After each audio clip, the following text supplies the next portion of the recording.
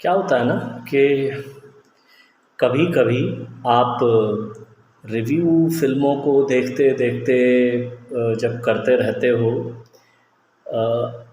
कभी-कभी लगातार आप इतनी सारी घटिया, बकवास, खिंचाऊ, पकाऊ अगर एक वर्ड हो सकता है ओवर स्मार्ट टाइप की फ़िल्में देखते-देखते आप कभी-कभी सोचते हो कि यार ये शौक़ क्या फ़ालतू का शौक़ है और ये चस्का क्या है ये फ़िल्में देखने का अगर ये फ़िल्में ऐसी बनती हैं तो।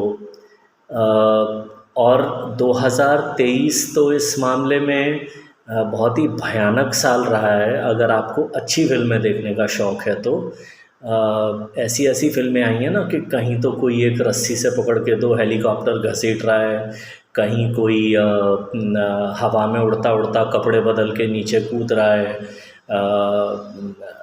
फिर ये अपने फ़िरंगी भी मतलब इनको तो लगता है ना कि हिंदुस्तानियों का खून चूसने का पहला हक़ तो भाई हमारा है ट्रेडिशनली।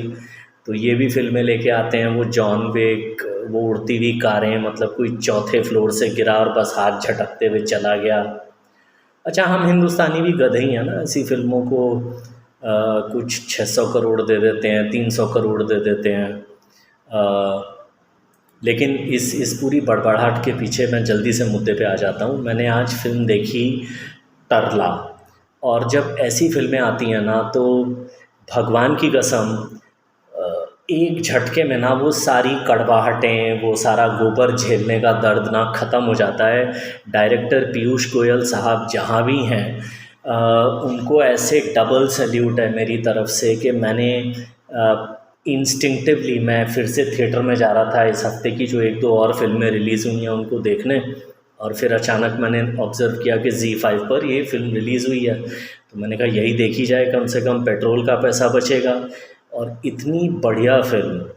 तो अगर आपको अच्छी लव स्टोरीज़ पसंद हैं तो आप तरला देखिए, अगर आप एक फूडी हैं तो आप तरला देखिए, अगर आप अच्छा स्क्रीन प्ले समझ सकते हैं तो आप तरला देखिए, अगर आपको अच्छी परफॉर्मेंसेस देखने का शौक़ है तो आप तरला देखिए, अगर आपको जो असली मिडिल क्लास लाइफ में चुटकुले, झंझट, तरह तरह की खट्टी मीठी बातें होती हैं उस टाइप की चीज़ें पसंद हैं तो आप तरला देखिए। मतलब एक एक इतनी कंप्लीट पैकेज फ़िल्म है ये कि इसमें आपको लगेगा कि थोड़ा सा स्टोरी वाइज़ ऐसी चीज़ें आपने पहले देखी हैं लेकिन बहुत ही अलग प्रेजेंटेशन है एक टिपिकल मिडिल क्लास गुजराती लड़की की, जो किसी भी और मारवाड़ी हो सकती थी, यूपी वाली हो सकती थी, साउथ इंडियन हो सकती थी।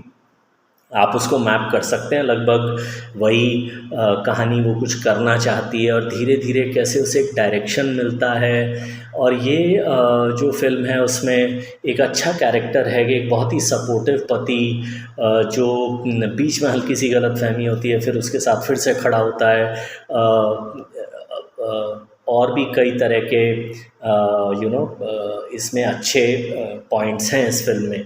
लेकिन इस फ़िल्म की जो 2 सबसे स्टैंड आउट बातें हैं, एक तो वो है कि बहुत टाइम के बाद किसी ने हुमा कुरैशी को एक ऐसा कैरेक्टर दिया कि वो अपने खुल के अपने जौहर दिखा पाईं। बिल्कुल तरला का जो कैरेक्टर है उसको उन्होंने एकदम पकड़ा है और बहुत ही अच्छे ढंग से उन्होंने इस परफॉर्मेंस को निभाया है। आई एम श्योर, क्योंकि मैं तो गुजराती हूँ नहीं, तो कुछ जो होते हैं अपने मतलब बाल की खाल की भी खाल निकालने वाले, शायद वो उनकी गुजराती एक्सेंट के ऊपर कुछ कमेंट मारने की कोशिश करें ना करें मुझे नहीं मालूम, लेकिन उन्होंने परफॉर्मेंस दी बहुत गज़ब की। और शरीफ हाशमी जो वैसे भी बहुत ही घिसे हुए एक्टर हैं, उन्होंने इस फ़िल्म में शायद अब तक उनकी जितनी भी मैंने याद करने लायक फ़िल्में देखी हैं जैसे फ़िल्मिस्तान, माय क्लाइंट्स वाइफ वग़ैरह, ये उनका सबसे अच्छा लिखा हुआ रोल भी है। और उनके हाथ में कुछ अच्छा आया तो उन्होंने क्या जौहर दिखाए उन्होंने भी। और इन दोनों हस्बैंड वाइफ की जो केमिस्ट्री पूरी फ़िल्म में चलती है वही इस फ़िल्म को देखने लायक भी बनाती है। इसके अलावा कुछ मेरे पुराने फेवरेट कैरेक्टर्स जैसे मिसेस वागले की दुनिया वाली, वो इस फ़िल्म में मुझे बड़े दिनों बाद दिखाई दी और छोटे से रोल में वो मज़ा दे गई। तो ये एक फ़िल्म की कहानी वही है तरला दलाल की कि कैसे वो अपनी इस अच्छा खाना बनाने की जर्नी पे वो शुरू हुई, और बहुत ही अच्छे अच्छे इंटरेस्टिंग पॉइंट्स हैं फ़िल्म में कि एक्चुअली तरला दलाल की ये तरह तरह की रेसिपी बनाने की ज़िद या डायरेक्शन कहाँ से शुरू हुई। तो वो हल्के स्पॉइलर हो जाएंगे, मैं आपको नहीं बताऊंगा कि पहले वो ये जो रेसिपी के एक्सपेरिमेंटेशन शुरू करती हैं वो क्यों करती हैं।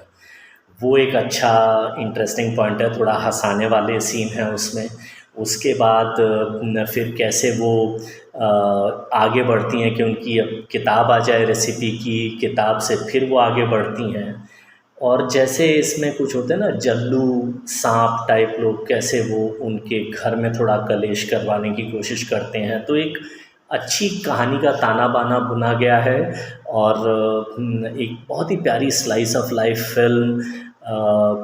काश कि ये जो डायरेक्टर होते हैं जिनके पास 200-400 करोड़ के बजट तो होते हैं, लेकिन अकल उनकी उतनी चलती है कि स्विट्ज़रलैंड के पहाड़ पे हीरोइन खड़ी है और जापान के पहाड़ पे हीरो खड़ा है, और यहाँ से ये स्लो मोशन में ही भागी मोहब्बत से लदी गदी, उधर से भागा वो स्लो मोशन में मोहब्बत से लदा गधा, और हर 20-20 मिनट पे गाने और वही घटिया फिल्में। तो वहीं हमारे पास ये पीयूष गोयल जैसे डायरेक्टर हैं जो कुछ डिफरेंट अटेम्प्ट कर रहे हैं।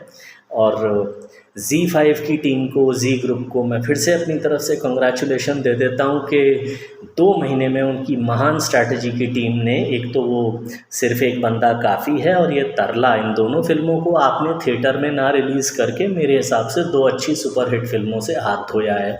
आपके पास जो भी कंटेंट को जज करते हैं, कौन सा कंटेंट OTT पे आ जाना चाहिए और कौन सा कंटेंट सिनेमा हॉल में जाना चाहिए। अब जब अकाल पड़ा हुआ है तो ऐसी फिल्मों को आप OTT पे लगा रहे हो, तो आप लोगों को मेरी तरफ से बहुत ही रिस्पेक्ट भरा, आपने Z5 वालों, तुम्हारे पास जो ये डिसीजन लेता है उसको मेरी यहाँ दूर से ही साष्टांग दंडवतम। एक और अच्छी फिल्म को हिट कराने से हाथ धोया आपने। बट दैट असाइड, यही वो फिल्में हैं जो मेरे जैसे लोगों को फिल्में देख के उनके बारे में बात करने को एक्साइटेड करती हैं। और कहीं ना कहीं मेरा कॉन्फिडेंस वापस आया कि इस उम्र में भी जो मैं अपने बाकी काम रोक के फिल्में देखता हूँ, ये शौक़ थोड़ा सा जायज़ शौक़ है। तो पीयूष साहब और आपकी टीम, आप सबको बहुत मेरी तरफ से बहुत बड़ा कॉन्ग्रेचुलेशन और सैल्यूट वंस अगेन। और आप में से मैं रिपीट करता हूँ, जिन लोगों को अच्छी फिल्में देखने का शौक़ है, इस फिल्म को देखिए अपने परिवार के साथ बैठ के संडे के दिन। Thank you.